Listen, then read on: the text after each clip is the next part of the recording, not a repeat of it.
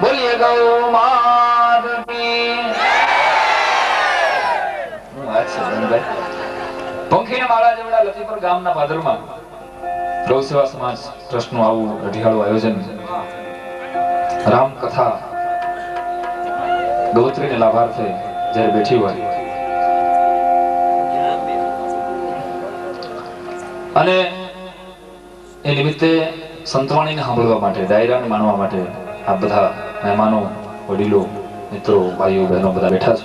બધા કલાકારો વતી બધાને આવકારું છું. ગૌ સેવા સમાજ ટ્રસ્ટ વતી બધાને આવકારું છું. કારણ કે રસમ સાવ જુદી અને રિવાજ સાવ નોખા, અમારે મન તો શબ્દો જ કંકુ અને ચોખા. રસમ સાવ જુદી અને રિવાજ હાવ નોખા, અમારે મન તો શબ્દો જ કંકુ અને ચોખા શબ્દોથી આપ બધાને આવકારું છું. ગાવડીઓ માટે એવું એક ભગીરથ કાર્ય લતીપુરના ભાદરમાં થઈ રહ્યું છે. 1 નહીં, 2 નહીં, 5 નહીં, 25 નહીં, પણ પૂરી 500 ગાવડીઓ કે જેને ગૌ સેવા સમાજ ટ્રસ્ટ નિસ્વાર્થ ભાવે નિભાવે છે. અને બહુ મજાની વાત છે. નિમિત્તે વર્ષો વર્ષ આવા કાર્યક્રમો અહીં થતા હોય છે. કલાકાર તરીકે કાર્યક્રમો આપવા એ હવે અમારા માટે કઈ બહુ મોટી વાત નથી. કારણ કે હું મહિનાના 28 પ્રોગ્રામ આપું છું અને એમાંથી 27 કેન્સલ થાય છે. ઉપાડી લેજો, મારી અડધી જોક્સી છે. અડધી તમને અટાણે સમજાય, અડધી હવારે સમજાય, અડધી આવતા વર્ષે ડાયરો કરશો તઈ સમજાય. કારણ કે આપ જાણો છો અહીં તો લતીપરમાં બધી ટ્યુબલાઇટ ચાલુ છે. બાકી ચાપ દબાવો એટલે અમુક ટ્યુબલાઇટ તરત જ ઉપડી જાય, અમુક ટ્યુબલાઇટ 15 મિનિટ પછી ઉપડે, અમુક ટ્યુબલાઇટ આખી રાતમાં ન ઉપડે. સમજાય છે?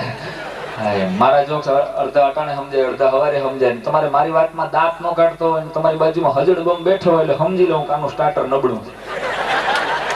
હા, કારણ કે હું કઈ જ્ઞાનની વાતો, હું તો તમને મોજ કરવા માટે આવ્યો છું, હાસ્યરસની વાતો કરવા માટે આવ્યો છું. હારે લોક સાહિત્યની બે વાતો કરીશ, પણ આનંદ કરવા માટે આવ્યો છું. પણ મારો વાત કહેવાનો અર્થ એટલો છે કે ભજનીકો હજી આંખ બંધ કરીને ભજન ગાઈ શકે. શું કામ? કારણ કે એને તાલનો સહારો હોય, બેંજોનો સહારો હોય, શબ્દોનો સહારો હોય. અમારે તો તમારા મોઢા સામે જોઈને બોલવાનું હોય. તમે ગંભીર થઈને બેસી જાવ, અમે મૂંઝાઈ જઈએ, અમને આવડતું નથી, તમને સમજાતું નથી.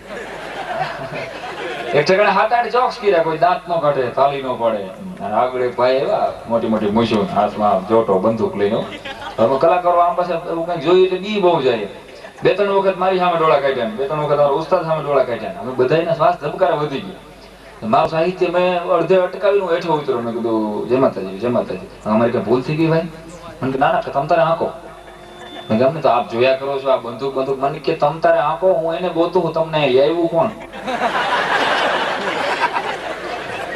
તમને કોઈ પૂછે કેજો, અમને જયંતિભાઈ લઈ આવ્યા.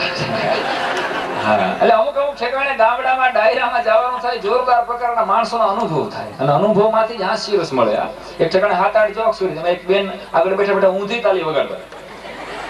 એટલે હું મૂંઝાણો, આમ હવળી તાલી વગાડે તો બરાબર, ઊંધી તાલી શું કામ બેન વગાડતા છે? પછી ન રહેવાનું એટલે મેં પૂછ્યું, મેં બેન કેમ ઊંધી તાલી વગાડો છો? કે હાથની રેખા નો કસાઈ જાય.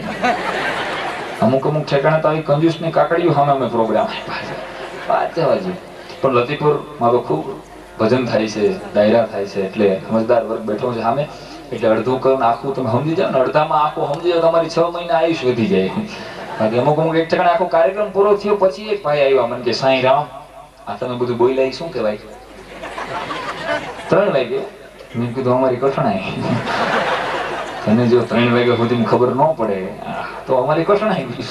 ગામડે ગામડે ડાયરામાં ભજનમાં જવાનું થાય એટલે જોરદાર અનુભવ થાય. અને અનુભવમાંથી જ મિત્રો આ બધી વાતો મળે. તમે કેમ હાલો છો, કેમ ચાલો છો, કેમ બેઠા છો, કેમ બોલો છો, એ બધું અમે અહીંયા બેઠા બેઠા જોતા હોય. પછી અહીંયા ન કહી. હા, કારણ કે ગામ તમારું, વાહો અમારો. જોકે મને લતીપરના બહુ સારા અનુભવ છે, પણ છતાં એ અમે જોખમ ન કરીએ. અહીંની વાતો બહાર કરી, બહારની વાતો અહીં કરી. અમારો ધંધો જ ઇમ્પોર્ટ એક્સપોર્ટ નો વાતો નો. અને મજાની વાત છે. હાસ્યરસ મિત્રો, હું તો તમને હસાવવા માટે આવ્યો છું. લોક સાહિત્યની બે વાતો આરે કરવી છે. કારણ કે માણસ અડધી કલાક દાંત કાઢે કોઈ દી ડોક્ટર પાસે જવું ન પડે એમ ડોક્ટરો કહે છે. અને ગોંડલમાં હમણાં અમારે એક ડોક્ટર સાહેબ આવ્યા, હું દવા લેવા ગયો. ડોક્ટર સાહેબ પેટમાં દુખે છે. ડોક્ટર વળી ઊંધી ખોપરીને મને બુસ્કોટ કાઢીને અંદર બેસી જાવ. હું અંદર ગયો. બીજો એક જણાવ્યો સાહેબ આંખમાં બહુ દુખે છે, એ કે બુસ્કોટ કાઢીને અંદર બેસી જાવ. ત્રીજો એક જણાવ્યો સાહેબ પગમાં બહુ દુખે છે, એ કે બુસ્કોટ કાઢીને અંદર બેસી જાવ. તો અંદર 7-8 જણા ભેગા થઈ ગયા. અમે બુસ્કોટ ભર્યા વગર ના, મા બાપ વગરના છોકરા બેઠા હોય ને. એક મિનિટ સામું છે ને, તમને શું થયું? ઓળખ મને આંખમાં દુખે તો બુસ્કોટ કટાઈ ગયો. મને તો પગમાં દુખે તોય બુસ્કોટ કઢાવ્યો. અહીંયાથી એક જણો બુસ્કોટ ફેર્યા વગરનો ઊભો થયો. એ કે તમને બધાને તો કાંઈક થયું છે ને બુસ્કોટ કઢાવ્યો છે ને, હું તો અહીં ટેલિફોન રિપેર કરવા આવ્યો. મને એ બુસ્કોટ કઢાવ્યો હશે. પણ દાખલા મળી જાય જોરદાર. હા, એમાં હું બહાર નીકળ્યો, ડોક્ટર પાસે ગયો હતો. ડોક્ટર આગળ એક દર્દી ઉભેલો. હવે દર્દીને બોલવામાં એક પ્રકારની ટેવ, અને ડોક્ટર બે જ ગુજરાતી જ બોલે, પણ જરી જુદી રીતે જોજો. બાળકોને બેઠા છે એટલે હોઈ ન જાય ને પેલા એની વાતો કરી દઉં કે દર્દીને જુદી રીતે ગુજરાતી જ બોલે, પણ જરી જુદી રીતે. દર્દીએ શરૂઆત કરી, ડોક્ટર સાહેબ મને સવારમાં ઉઠું એટલે પેટમાં દુખે, કાંઈ સારી દવા આપો. હું જાણે ક્યાં બ્રેક છોટી જતી. હું તો જોતો જ રહ્યો આવો દર્દી, ત્યાં તો ડોક્ટર મંડાણા. ડોક્ટર ને એક પ્રકારની ટેવ છે. ડોક્ટરે શરૂઆત કરી, તમારી બીમારી મને ખબર પડી ગઈ, આ ગોળી હવાર બપોર હાંજ આ બીજે દી ઉઠો તો.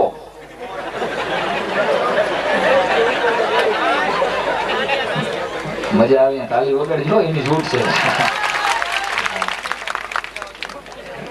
આમાં તો ખબર નહીં પડે દૂધ ધોણામાં જશે બેઠો જાય. લાવો ડોક્ટર કે 3 દિવસ પછી પાછા આવો. આવો ડોક્ટર છે, આવો દર્દી છે, નહીં નાક ઉપરમાંથી નામ કાઢી નાખે. એટલે આપણે મેં કીધું રાહ જોઈ. 3 દિવસ પછી હું તો ખાલી મસ્ત આંટો મારવા ગયો.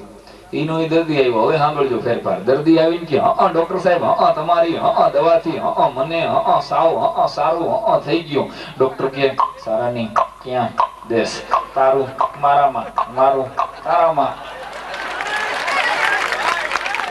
મેં કીધું આપણે ભાગો, મેં કીધું આપણામાં બે નું આવશે. મેડિકલ સ્ટોરમાં જ દવા લઈ લીધી.